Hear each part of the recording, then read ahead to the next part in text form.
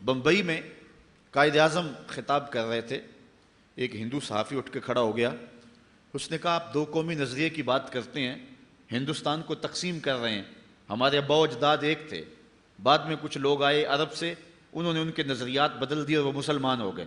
لیکن ہمارے باپ دادا پر دادا تو ایک ہی ہیں، لہٰذا آپ ہم کو تقسیم کر رہے ہیں، خون تقسیم کر رہے ہیں، وطن تقسیم کر رہے ہیں، مٹی تقسیم کر رہے ہیں۔ اس نے بڑے زوردار لہجے میں قائد اعظم سے گفتگو کی۔ اللہ تعالیٰ نے شخص کو بڑی بصیرتیں عطا فرمائی تھی، اور اللہ تعالیٰ جل شانہ نے پھر ان کے ذریعے یہ ایک بہت بڑا کام لیا۔ لوگ کہتے تھے دیوانے کا خواب ہے، ہو ہی نہیں سکے گا،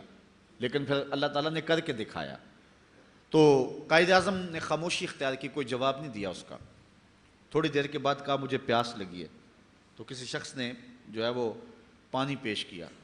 تو انہوں نے 2 گھونٹ پانی لیا، پھر اس کے بعد رکھ دیا، اور اس صحافی کو جس نے اعتراض کیا تھا کہا آپ بڑے غصے میں تھے، بڑے گرم تھے، یہ لو پانی پی لو ذرا ٹھنڈے ہو جاؤ۔ وہ کہنے لگا میں پیوں ایک مسلے کا جوٹا؟ تو قائد اعظم نے کوئی جواب دینے کی بجائے اسی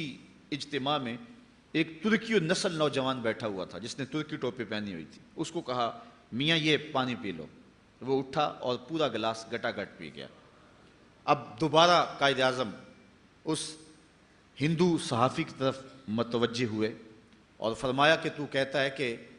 ہم ایک قوم ہیں، مجھے بتا کہ میں اگر اکٹھے زندگی گزارنا چاہوں، میری زندگی تیرے ساتھ گزرے گی یا اس کے ساتھ گزرے گی؟ تو وہ خاموش ہو گیا۔ فرمایا اس کا میرا نسبی تعلق کوئی نہیں، خاندانی تعلق کوئی نہیں، میرا اس کا وطن کا ربط و رشتہ کوئی نہیں،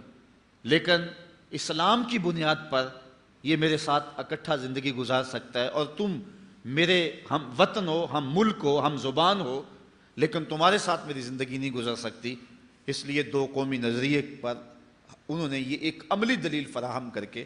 اس بات کو اجاگر کیا، اور پھر پوری قوت کے ساتھ اس نظریے کی جو ہے انہوں نے تبلیغ فرمائی، اور پاکستان کے ایک کونے میں اس وقت جو ہندوستان تھا وہاں بھی، اور بمبئی میں اور دوسرے علاقوں میں بھی آپ پہنچے۔ اس وقت کے مشائخ اہل سنت نے، علماء نے پوری قوت کے ساتھ قائد اعظم کا ساتھ دیا۔ میں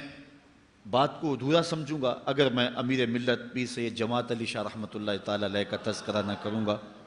جنہوں نے اس زمانے کے اندر فرمایا کہ جو مسلم لیگ کو ووٹ نہیں دیتا وہ میرا مرید ہی نہیں ہے، اور اس زمانے کے اندر انہوں نے پوری قوت کے ساتھ قائد اعظم کے ساتھ کھڑا ہونے کا حکم دیا۔ جب سیالکوٹ آئے قائد اعظم تو انہوں نے ایک قداور اشتہار ان کے استقبالیہ میں شائع کیا۔ لوگوں نے پیر صاحب سے کہا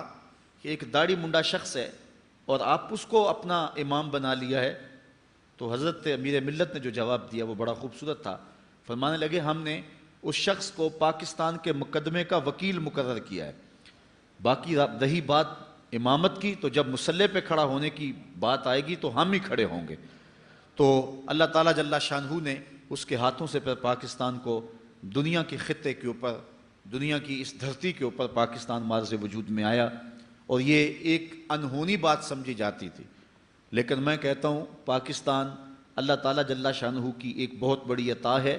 اور اللہ تعالیٰ کے خاص کرم سے اور حضور علیہ الصلوۃ والسلام کی خاص دعاؤں اور نظر عنایت سے یہ وطن معرض وجود میں آیا تھا۔